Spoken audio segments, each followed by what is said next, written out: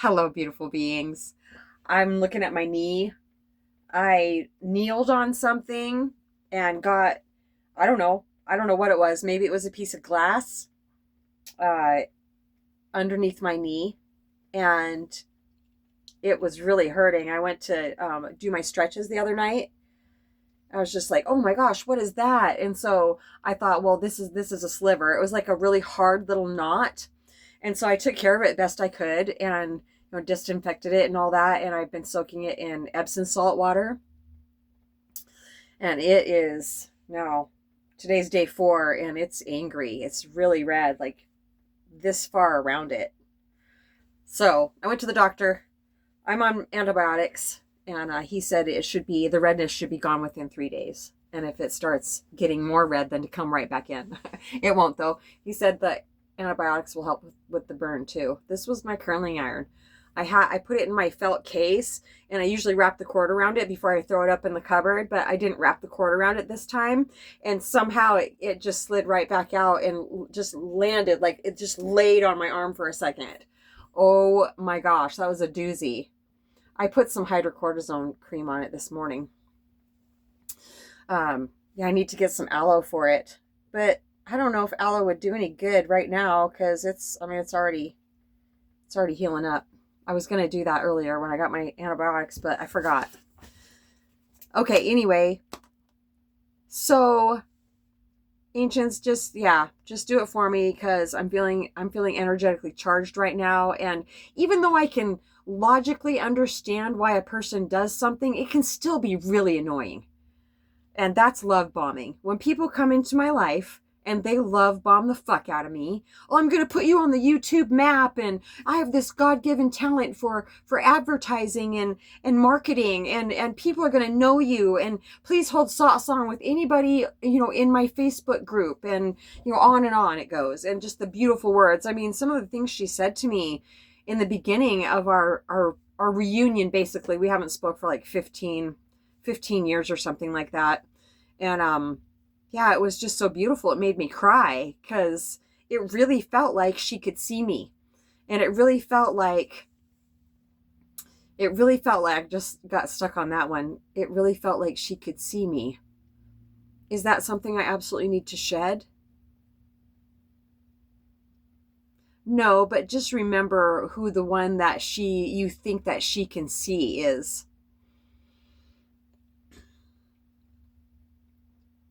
Yeah. Okay, so it's been 6 or 7 days now we've been interacting, and it's been a very loving interactions. But at the first, I did mention to her about love bombing, how people do love bomb me. And, I know why. I've researched it. I've had to over the years because it hurts so much to have people come in and be so loving, and I want to be your friend, and I want to be a part of your life, and I want to help you with your foundation, and then they're pissed a week later. It's not like I was trying to point stuff out in her life or anything, or even try to hold satsang with her to where she may feel like we were shining a light on things that needed to be looked at. No, none of that. Not once did I even ask her, do you want to hold satsang? She said she wanted to, voluntarily said that, but she had this thing about that she had to pay money for it. I take donations, sure. But if a person doesn't want to donate money or whatever else they feel compelled to donate, then just the energy exchange alone is such a gift.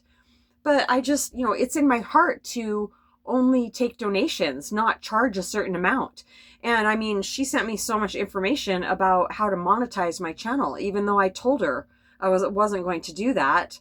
I was just like, okay, well, this is just how her brain works. And yeah, it'd be freaking amazing to be able to do that, to actually make a living. Well, I will someday. That's all I will be doing is holding satsang.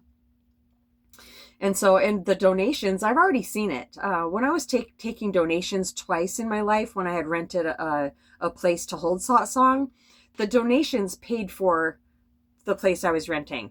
And I hadn't even put a basket out. The 2 times that I did have different places, one of the people I was holding satsang with said, hey, you need to get a donation basket out here. And so I did. So That may seem naive to people, but it doesn't me, because my guides, the ones that were living and still are living, they don't charge for satsang either. They're showing me that they do though. Like Muji, I mean, he's got to be a multimillionaire by now. So many people pay to go see him. I really don't know how that works with him. I know that Papaji didn't charge, and Ramana Maharshi didn't charge. Yeah, so many of them didn't charge, because it has to be available for everybody. So, ancients make it plainly obvious what I should do about that. Should I just keep it at donations only? See, I'm already shaking my head. There's just such magic in doing that also, to me, just to see how the divine is always providing for me. It seems when I go on faith, then that's when I really get to see the miracles happen. Yeah. So even though I can understand what happened with this person, and she also didn't mention that she was sober, because that's how we knew each other way back when, is we were both in AA. So I told her that I had 22 years this January 8th, but she didn't say anything about herself. So I kind of wondered, because the messages were pretty late at night also, and she yells a lot. So that kind of feels like a drinking thing to me. Yeah, and her energy was quite overwhelming at times. Kind of, overwhelming, energetically overwhelming. So, yeah, and I'm sure that our energy was overwhelming for her too. It must have been, because she messaged me a couple days ago and said, okay, that's it.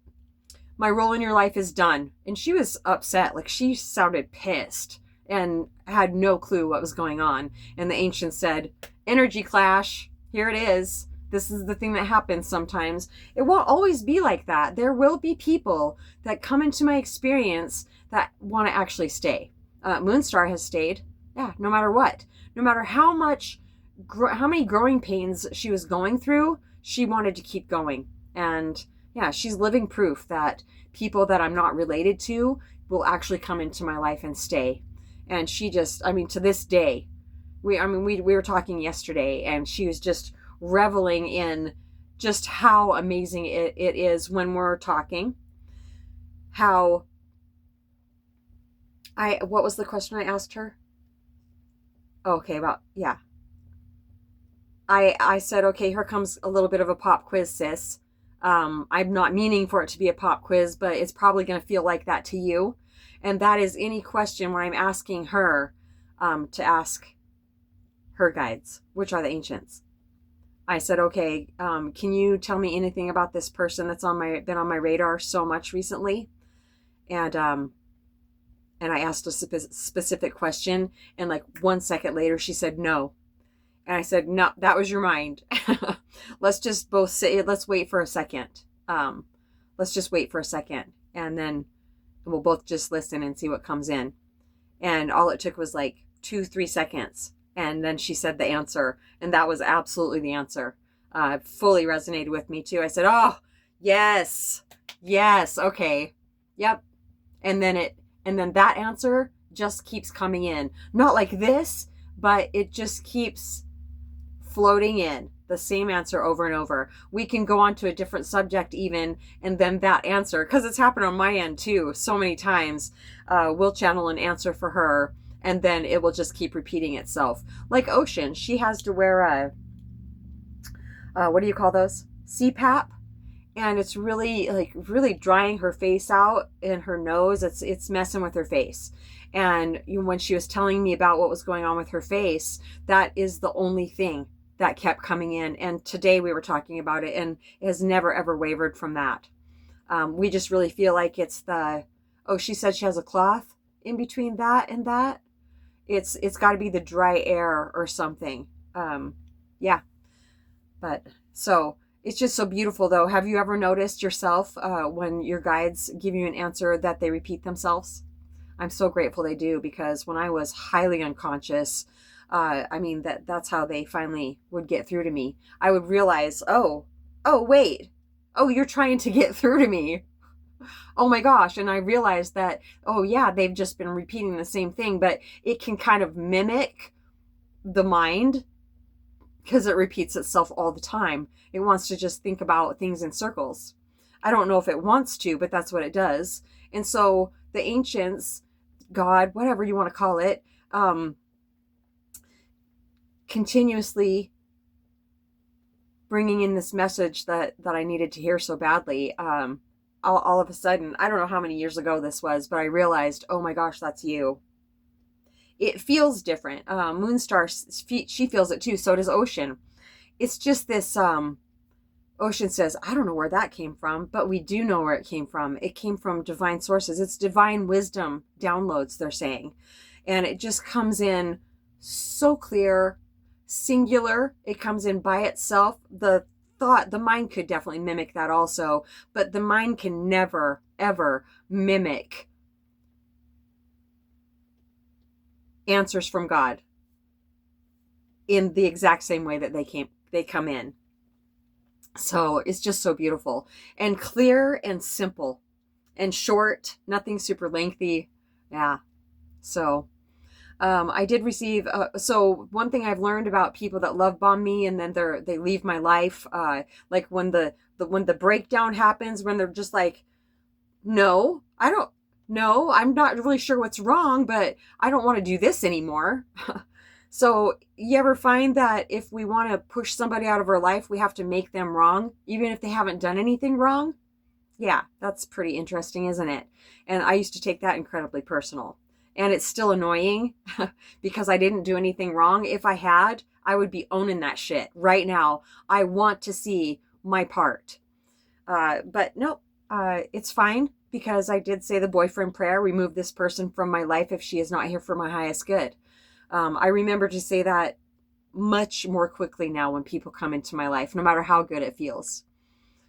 So I have learned that if somebody is feeling heated towards me and they're sending me messages, I might, before I realize that they're angry messages, I'll listen to part of one and I'll be like, oh crap, okay, I don't want to feel that, because then I'm feeling what she's putting out. And it was a voice clip also. And so that was even more in my energy, it feels like, if I'm listening to their voice instead of reading. I can still feel it when I'm reading it, the text tone, but then to listen to it is even. And I was just feeling, all of a sudden I started shaking and I just felt really wobbly and just, yeah, not right. I didn't feel good at all. And so I found myself reacting to that. Like, I don't want to feel your shit. How dare you? It's not their fault I'm an empath. Not at all. But it's beautiful that I can feel exactly how that person is feeling, because they'll also try to gaslight me and say that, no, I wasn't. No, I wasn't feeling that way. Or, oh, I wasn't feeling that way towards you. I was feeling that way already about something else. No. I used to give the people the benefit of the doubt so much. No, but I've gotten my ass kicked for doing that. And so after her first angry sounding message, I'm done. I've played my part in your life. I didn't ask you to, but thank you. I didn't ask for anything from this person. Nothing.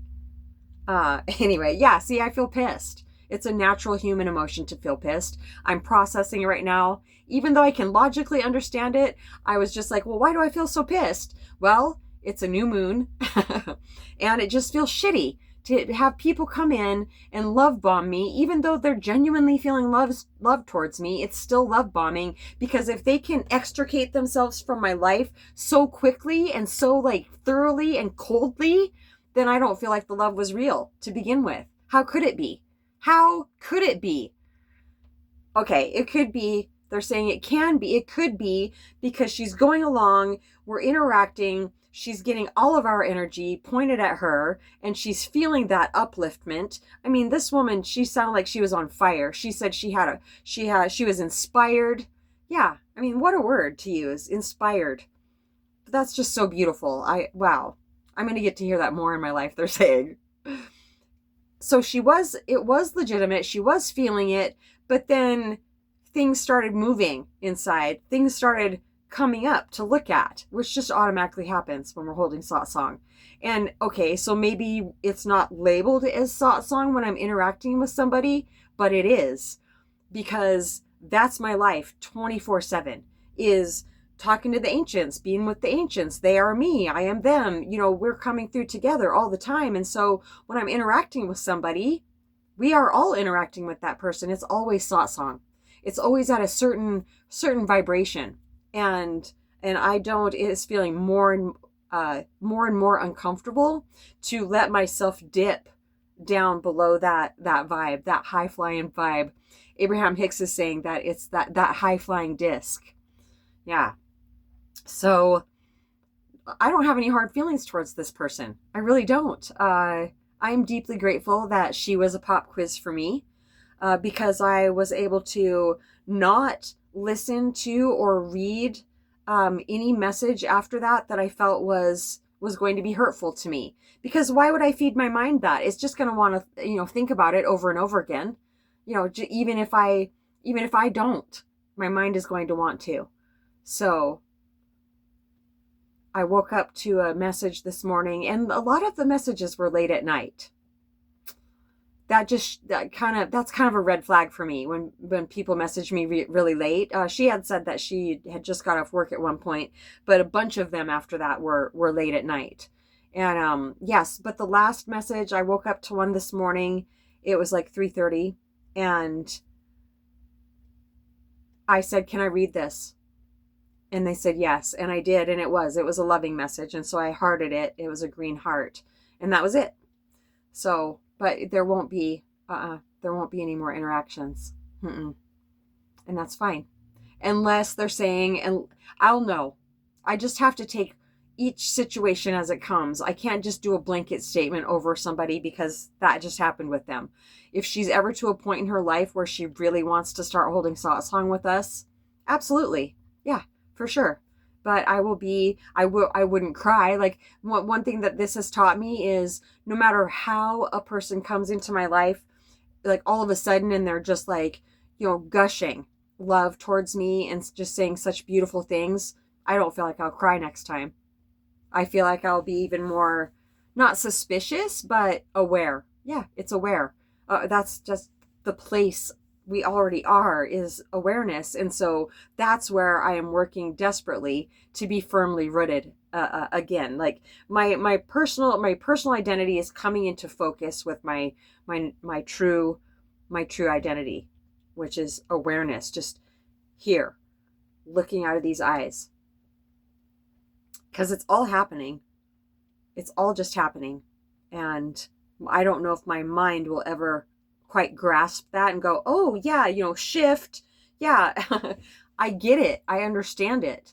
But I don't know how. They said I don't need to expound. Okay, great. All right. So, oh, thank you. Okay. Yeah. When I was going to AA, my sponsor at the time, she said, you can be angry for about 3 days. She said, but then you got to work your steps on it, because you don't want this anger to harden into resentment. Because resentment, I have learned, is not experientially, but maybe, yeah, that's right. Because I hadn't drank for a whole year, and then I started drinking again, went back out for 14 years, and then quit in January 8th, 04, to up to now, over 22 years later. So yeah, experientially also, resentment is the number one killer for alcoholics and addicts to relapse. So I'm going to start praying for her for 2 weeks. Yeah, I love doing that. Thank you so much for reminding me. I'm even going to write it on my calendar right now, when I start and when I end. And once a day now, it'll be a heartfelt. I really like putting people in the 3rd step prayer in the Alcoholics Anonymous book. That's a really beautiful prayer. Can I remember it right at this moment? Oh, is it the I offer myself to thee? Yeah. Let me see if I can just say it. Divine, I offer this beautiful being to you, to do with her, to build with her, and to do with her as you will. Please take away her difficulties, that victory over them may bear witness to those she would help of your power, your love, and your way of life. May she do your will always. That felt really good. I don't know if I started it out right, but I prayed for her and it felt really wonderful. I'll do the fear prayer for her too. Yeah, remove her fear and direct her attention to what you'd have her be. That feels really good. See, it brought me down into my heart space. I was feeling angry about it. I was feeling angry about it mostly because I really do have a desire for people to come into my life and remain loving like that, and to stay in my life and to be with me on my journey of building my foundation. And it will happen, they're saying. It is happening. Just seems like there's quite a bit to, a lot of pop quizzes along the way. So, yeah, there, look. Once again, Satsang is just so magical to me because it helped me release resistance. And now, I'm going to write down praying for smiley face, heart. I'll be done on the 1st.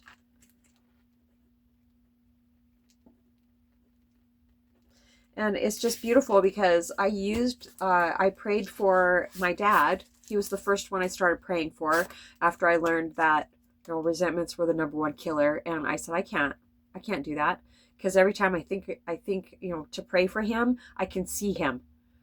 And my sponsor was like, yeah, that's okay. She said, all you have to do is say something like, God bless that son of a bitch. She said, that's enough. Just that much willingness, a mustard seed of faith, mustard seed of willingness.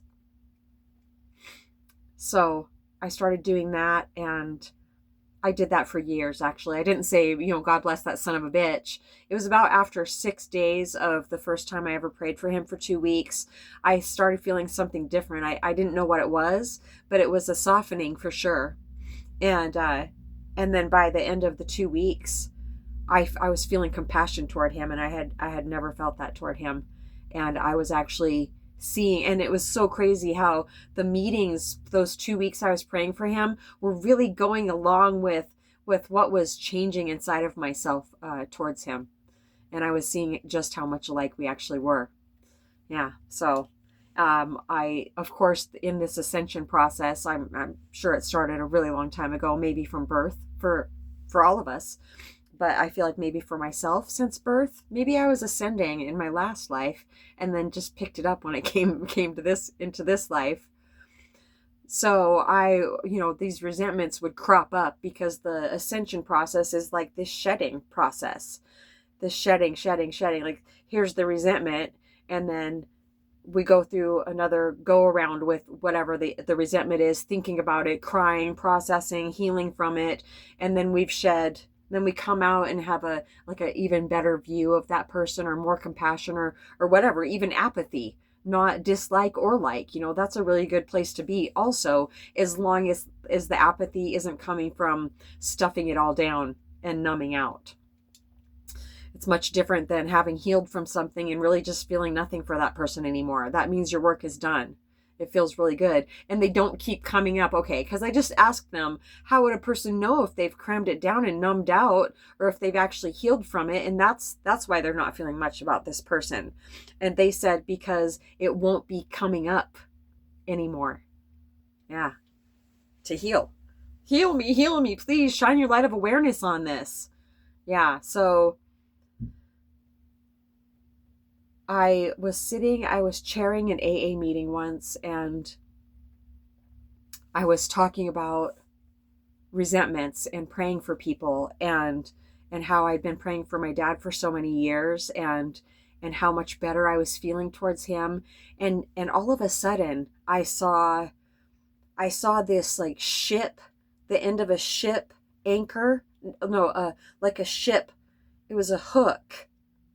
Not a sharp hook, but it had a huge thick, it looks like it went from a chain, like that came out of the side of a ship, and then it would have hooked to something else. It wasn't an anchor though.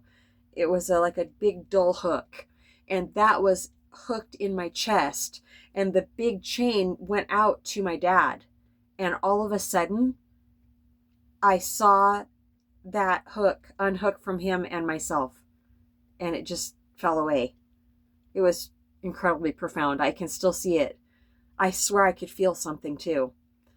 Yeah, it was really profound. And I told them what I just saw too. And that was before I even realized. I knew that I had some abilities, but I didn't know about the ancients yet. It was all very new to me. I wanted it desperately. I wanted to hone into my skills. Okay, they just reminded me of something that I really want to tell you. Oh, this is 25. Okay. I had just watched The Notebook, and Ryan Gosling. Oh my gosh. I mean, I used to think he was just like that was it. Like Ryan Gosling. Wow. He is so beautiful. And I had just got done watching The Notebook like a day or two before this AA meeting I was going to. And I was downstairs, and I was running back upstairs to go get some toilet paper. And, I came up this flight of stairs, and I turned the corner, and I banged into this man that had his hoodie on. And I was just like, oh my gosh, I'm so sorry. And I looked up, and it was Ryan Gosling. I'm still dumbfounded to this day. I was just like, I was shaking after I realized who it was, and he smiled at me, and he went downstairs. I was just like, holy shit, Ryan Gosling's going to be here the whole meeting. Oh my God. And I was chairing the meeting too. I was at the other end of the table. He was at the very far end. There was these two huge tables put together, like conference room tables. And he was sitting down at the end. I mean, just exactly in front of me. And he had his hoodie up the whole meeting, and he stared at me the whole entire meeting. It was like nobody else could see him. It was a very strange meeting, and that was the meeting that the hook came out. It was really profound.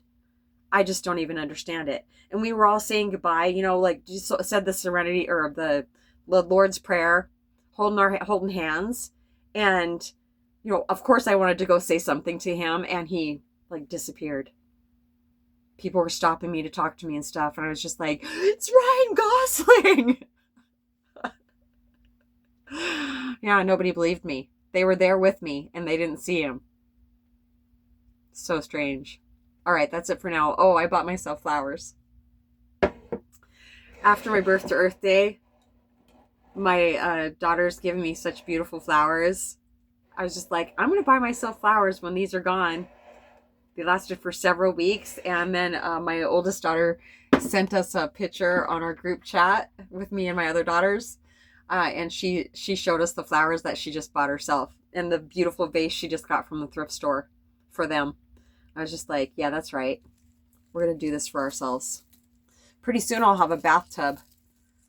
Oh, I can't wait. I'm really excited. It's coming. It will happen. It will absolutely happen.